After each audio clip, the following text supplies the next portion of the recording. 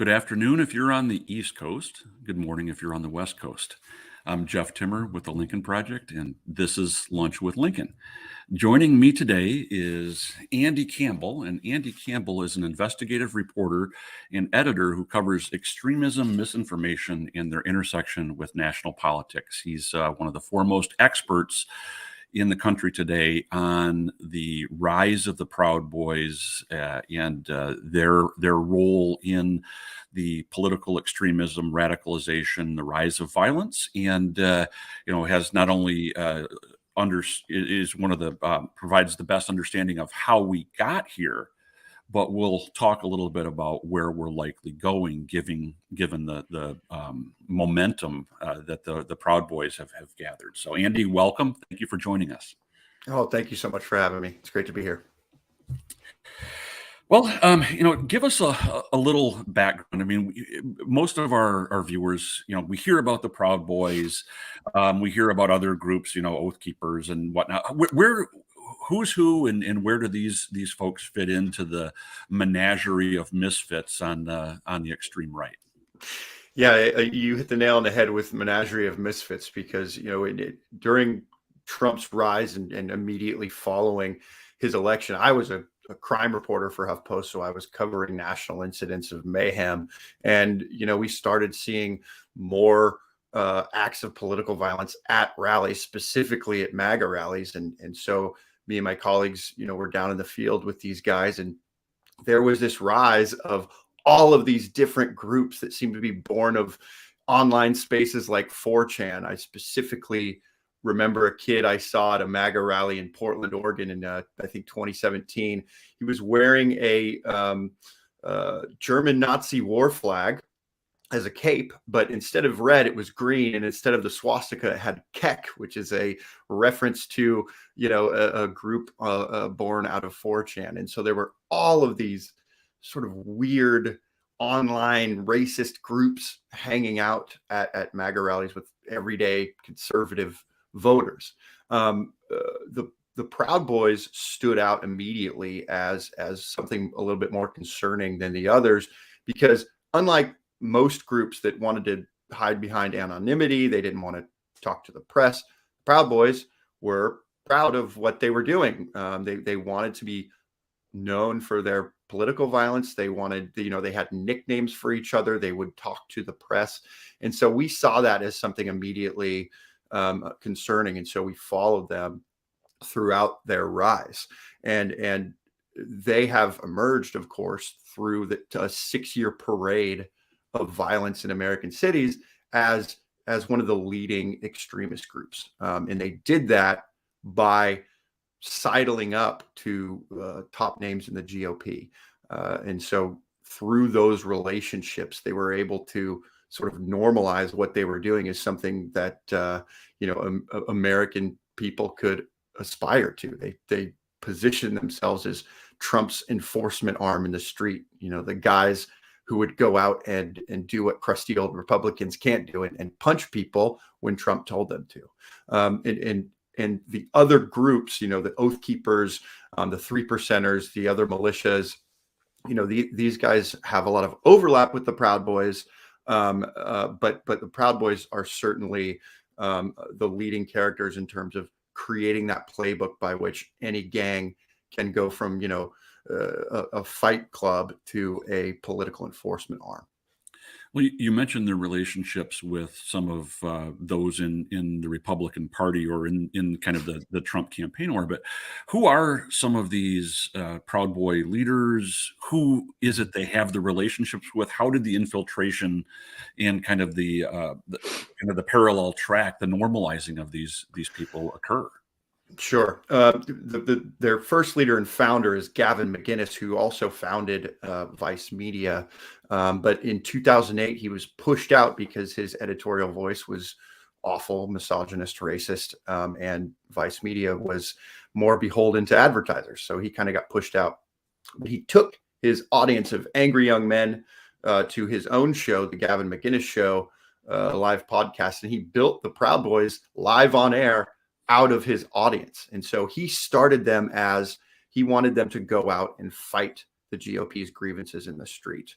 But 2017 happens, Unite the Right, the Nazi rally in Charlottesville happens, and another leader in the Proud Boys, Enrique Tarrio, realizes that we're going to dissolve as a group if if we're just a fight club, a hate group in the street. We need to become more political. And Enrique had a relationship to Roger Stone, one of Trump's and the Republican Party's ongoing longtime confidants, through his political work in Florida. And so he worked with Stone. Stone sat me down and talked to me last year and admitted that he'd been advising the Proud Boys through their political ambitions and even on how to get out of trouble over the years. So early, the Proud Boys had a connection to the GOP. And while, they're working with Roger Stone on how to run for office, on how to sort of obfuscate what they're doing in the street, they have a full gamut of right-wing media personalities and pundits who are backing them up. Ann Coulter, after January 6th, wrote a blog called "Thank God for the Proud Boys," and she sort of, lionized them as a political force that helped her with her security and helped her against the leftist threat that was out protesting her in the street. So all of this taken together sort of helped normalize what they were doing as the Proud Boys are a political force for Trump. They're out there fighting for us, meaning the conservatives. And through those relationships, they totally normalized it to the point where you're not just seeing violence at MAGA rallies and BLM rallies anymore. You're seeing it in everyday life. I mean, they are out in the street. Every time Tucker Carlson or Donald Trump point their finger at something, these guys are out all over the country fighting that. How large of a force is it calculated that they are? How are they organized? How do they, are they more than a few who will commit the violence, or are they mostly online trolls? I guess I'm kind of fumbling around here, but kind of take us through their structure. Yeah. So originally, when Gavin built them, they were building chapters on Facebook, and that was really easy to do. All you had to do was start a Facebook page and people could join. And the promise that Gavin gave them was, you're going to go out in the street and fight, and you're going to get away with it because we are going to position this as a necessary defense against the left. So the chapters grew really fast. They boast now, and I'm not sure if this is totally true, that they have 150 chapters across the country. They certainly have thousands of members across the country. But, a lot of people ask me, do I have to be actually worried about these guys? Am I going to be worried that they're going to knock on my door one day? And that's not necessarily the case, although they have made house calls to people they don't like. But their threat lies in their ability to coalition build.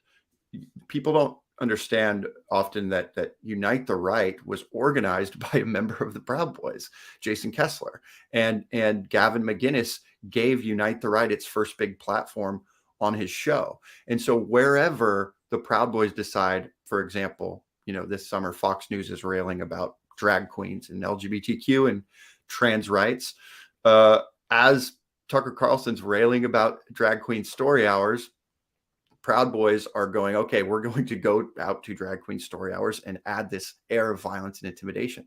They've been doing that all summer. And the people that have joined them in the street are people that see them as the sort of leader of this political force. So you have Nazis joining everyday Americans, joining Proud Boys at these events. So their ability to bring many, many people together and add that air of violence and intimidation is the threat that they pose. And certainly the Justice Department believes the Proud Boys not only had an outside role in the execution of January 6th, but that they helped plan the whole thing. And so, the numbers don't necessarily matter as much. I mean, they're definitely in the thousands, but they are able to bring all forms of extremists together. So they kind of act as a force multiplier for the disaffected on the right. They're the ones that are Absolutely. kind of seeding. Yeah, they're seeding the already bursting rain clouds here and in making that extremism and violence pour forth into the streets. Absolutely, and even if the Proud Boys dissolved tomorrow, which they're not going to, they've only ramped up their threats and attacks since January 6th, despite their leaders sitting in jail awaiting sedition trials. But even if they dissolve tomorrow, you have this politically violent atmosphere that they've built that means that we're going to see acts of political violence at all forms of American civic life. And that is the playbook that the Proud Boys made for, our new digital era. I've been fascinated these past several years by the increase, not just, from extremism to radicalization to violence in our politics, and the tolerating the intolerable, normalizing the abnormal, and how we've just been subjected to this deluge of it, where we're not even shocked or outraged at stories like this, conversations like this, that 6-7 years ago we would have seemed insane if we would have said, we're from the future and let us tell you what's going on in 2022, what transpired after the 2020 election. People wouldn't have believed that we could have fallen this far this fast. What is it with do they have a philosophy, an ideology? Do they have core beliefs, or do they just exist to make noise and break things? Sure. Well, their ideology, since Gavin built them on his show, has sort of followed what the GOP has been pushing over the years, especially during the rise of Trump, which is hyper nationalist. I mean, they are anti-immigrant to a T. Pro guns, pro 2A, but also Gavin wanted them to, quote, venerate the housewife. He thinks that women are women in the workplace specifically are leading to the downfall of masculinity. You hear that kind of thing on Fox News all the time. They're obsessed with testosterone and masculinity and the feminization of men, and they also are racist at their core.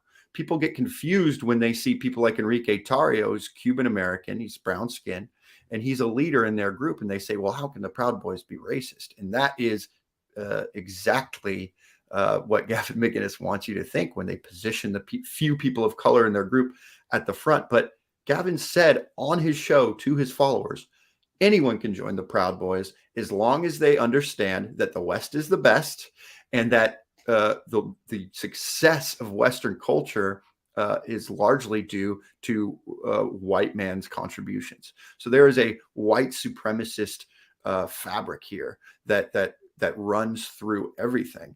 And the people of color that join are gathering under the banner of not racism, but the ability to commit political violence against the GOP's perceived opponents, which often include immigrants, LGBTQ, but those people of color are always held aloft in the front of the group as evidence that the Proud Boys aren't racist, and that's clearly not true. It is, misogyny, racism, and nationalism at the core here. And what you're seeing is that follows a lot of what the GOP on the whole is pushing. And so you have this not only normalization of political violence, but you have a normalization of just horrible bigotry in the party. I mean, I'm old enough to remember just a couple of years ago when Representative Steve King was sort of ousted by Republicans because he asked, what's the problem with being a white nationalist? I'm not even sure that would bat an eye today. It's crazy where the rhetoric has gone. Yeah, the quaint racism of Steve King, seems very much at home in today's Republican Party, and yeah, that shows you how quickly we've fallen and how fast. How much overlap? We talk about some of these extremist groups, and you mentioned the Oath Keepers and the 3%ers. How much overlap is there also between these kinds of groups and the Proud Boys and, say, the evangelical Christian right? I mean, because a lot of the philosophy, the ideas, the misogyny, the role of women and the role of men, and all of that seem to have some synergy with the theocratic wing of the Republican Party as well.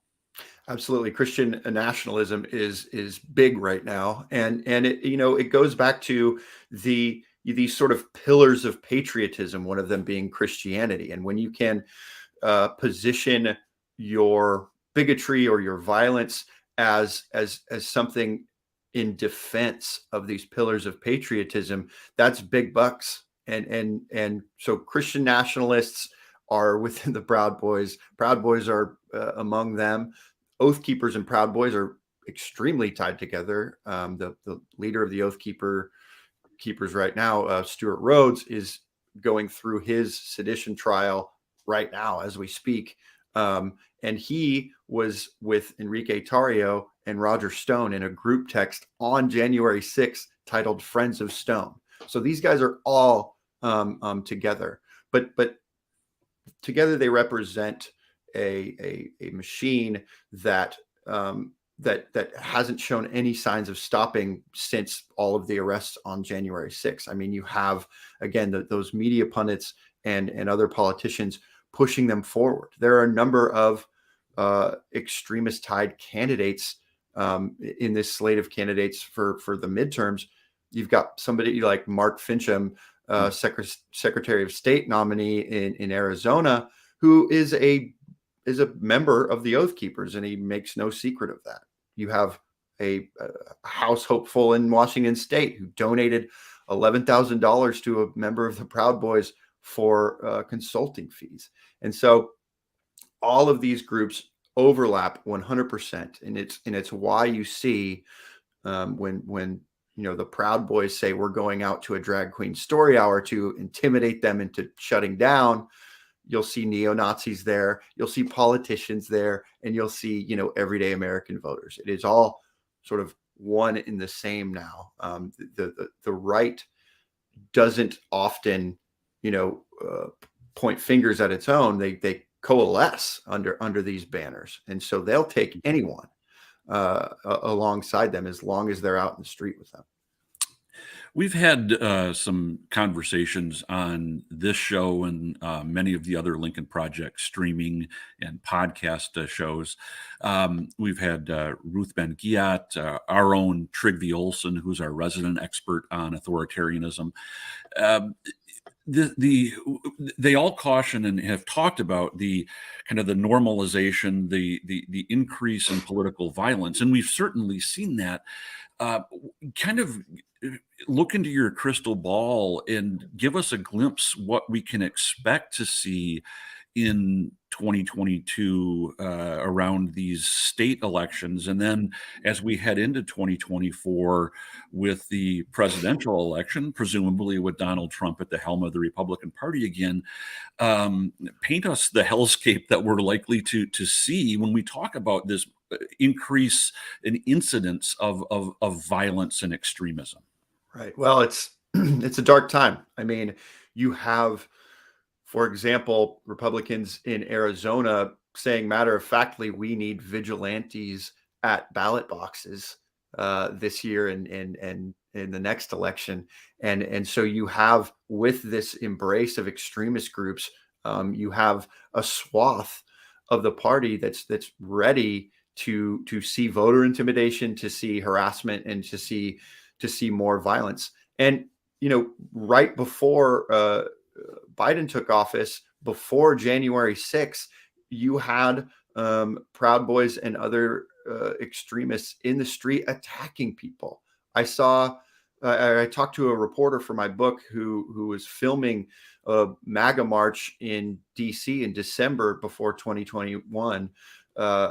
Who he was attacked, punched in the face by a Proud Boy as they were chanting "Screw the media," and he said he turned and he looked at a woman who was walking along the MAGA march, who stopped, looked him in the face, and said, "You deserve that." He said, "This woman could have been my mother," and he realized at that moment that the violence had moved from just extremist groups to everyday Americans. And so my fear going into these next elections is that everyday Americans have found political violence to be a justified option in demonstration, and so it's not looking good. And the Proud Boys are on a tear right now, mobilizing on whatever Fox News or Donald Trump point their finger at.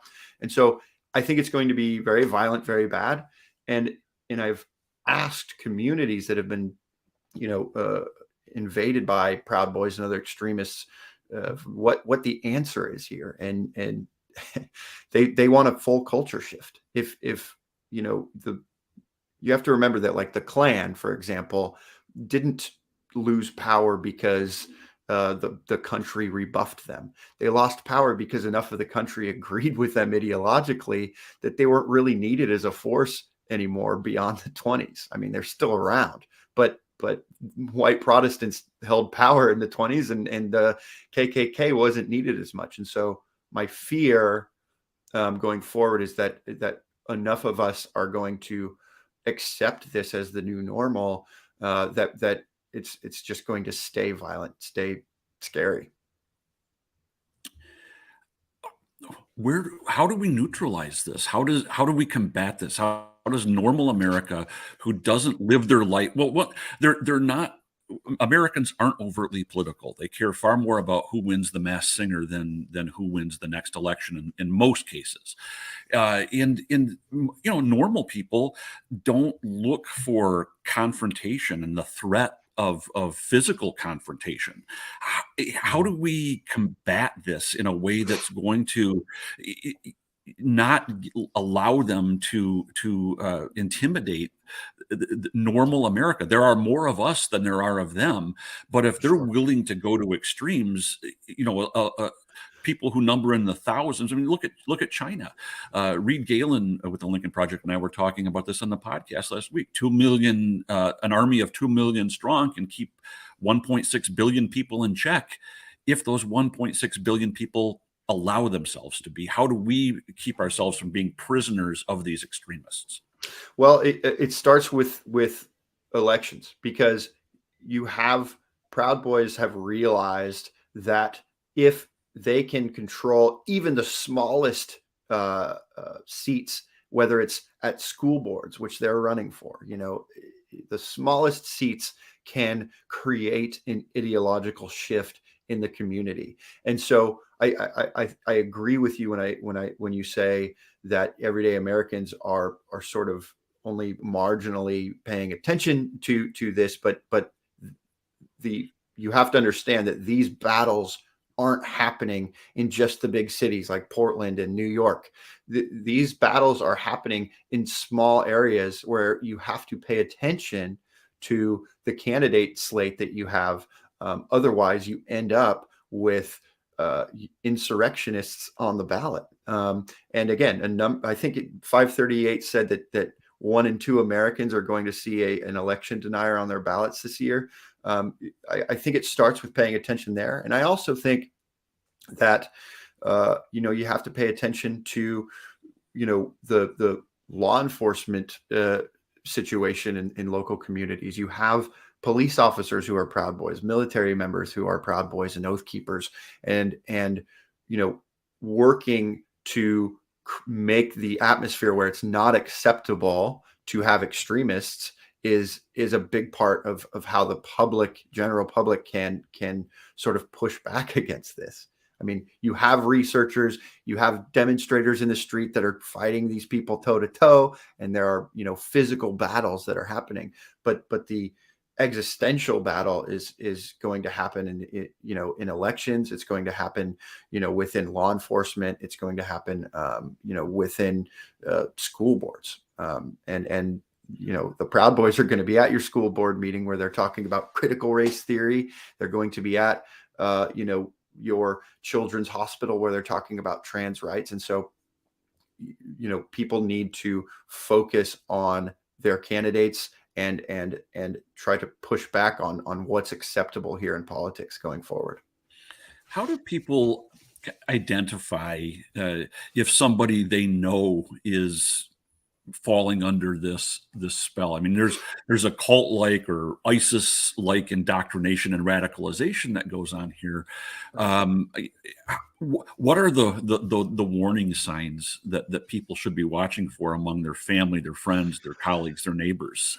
Yeah, that's that's another uphill battle, because like I said, it's not necessarily anymore that your, racist uncle is going to join up a specific group. You have big name right wing accounts that are pushing this rhetoric and telling everyday Americans on Facebook to get out there and fight for the GOP's causes. And so it's really tough. You have social media communities that are radicalizing regular people, and it's a tough battle. But I mean, I think that they're, for example, my parents are conservative. I'm not conservative, but my parents are involved in social media. They're seeing groups like the Proud Boys, and they're going, "Hey, this isn't something that I accept. This isn't something that I want."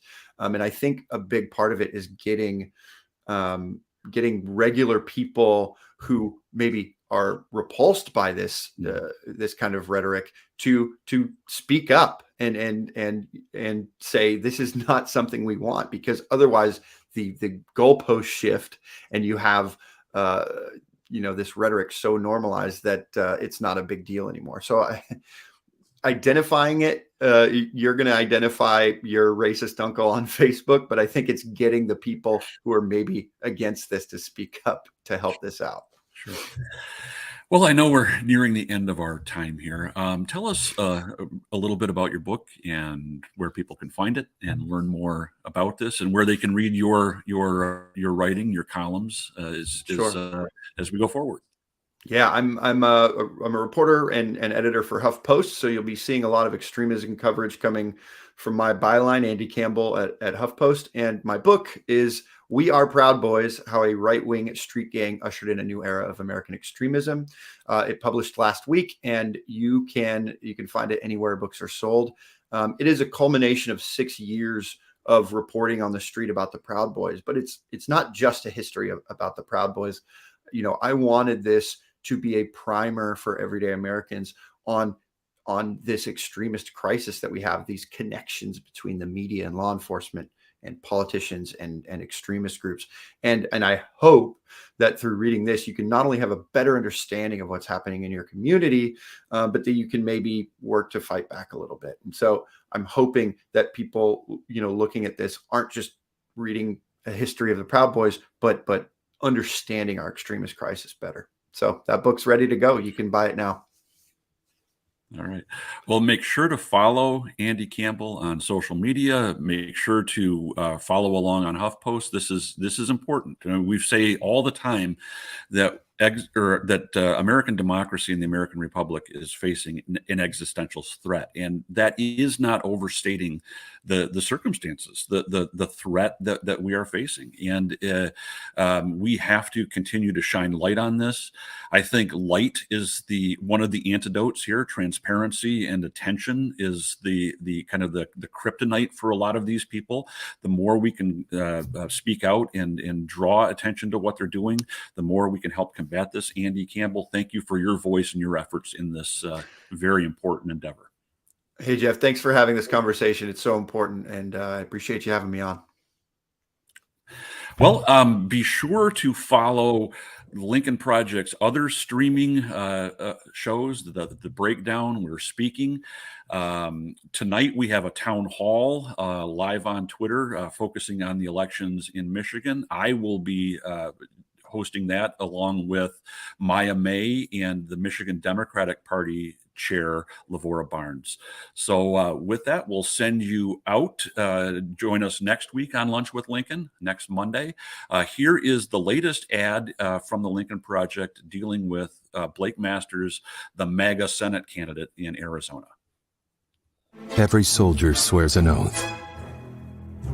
Not to politics or party, not to liberal or conservative, They swear an oath to defend and protect the Constitution of the United States against all enemies, foreign and domestic. I'm Blake Masters. Blake Masters has contempt for our service members who have served and sacrificed for their country with honor and respect. Our military leadership, totally incompetent. Blake Masters has never served, These people get promoted by giving politically correct PowerPoint presentations. and his ideas are an insult to everyone who ever did. Basically, every general above a 2-star at this point is some kind of left-wing politician. That's not conservative. They need to be fired and retired. That's not patriotic. You take the most conservative colonels, you promote them to general. Think about how crazy that is. That's f***ing crazy. Every soldier swears